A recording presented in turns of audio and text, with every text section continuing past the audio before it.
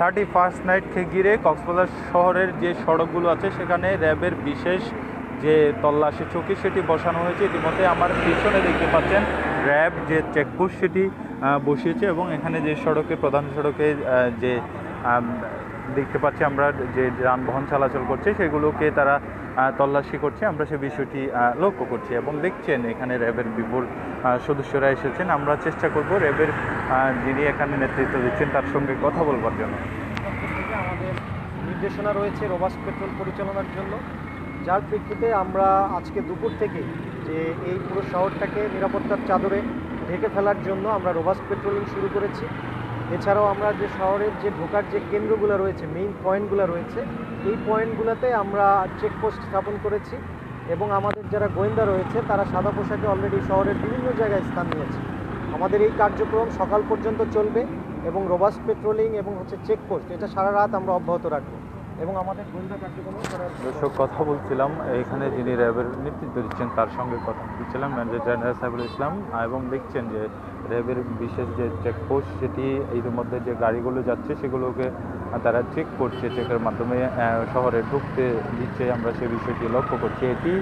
যে পুলিশ লাইন্সের পাশে চেকপোস্টটি বসানো হয়েছে এবং দেখছেন প্রতিটি গাড়ি কিন্তু তারা তল্লাশি করছে, আমরা সেই বিষয়টি লক্ষ্য করছি এবং এখানে বিশেষ করে লক্ষ্য করছি যে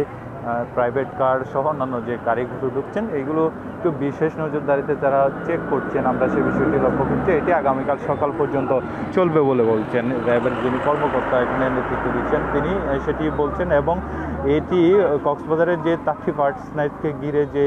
অনেক যে পর্যটকের যেমন আনাগোড়া তেমনি যে 31st নাইটকে ঘিরে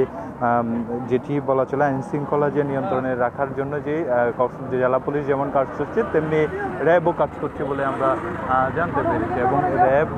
ইতিমধ্যে যে তল্লাশি চৌকি সেটি বসিয়েছে এবং এখানে বিশেষভাবে তারা তল্লাশি করছে, আমরা সেই বিষয়টি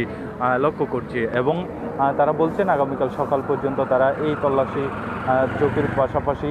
তারা বলছেন অন্যান্য যে তাদের যে আইন শৃঙ্খলা নিয়ন্ত্রণে রাখার জন্য তাদের যে অন্যান্য কার্যক্রম সেগুলো রাখবেন বলে বলছেন, আমরা সেই বিষয়টি জানতে পেরেছি এবং দেখছেন এখানে সড়কে প্রধান সড়কে যে টমটম অটোরিকশা সিএনজি যেগুলো যাচ্ছে সেগুলোকে তারা অনেকটা দেখছি আমরা চেকপোস্টে চেক করছে, যদি তাদের যদি সন্দেহ হয় তখন আরও বেশি চেক করছে, আমরা সেই বিষয়টি লক্ষ্য করছি এবং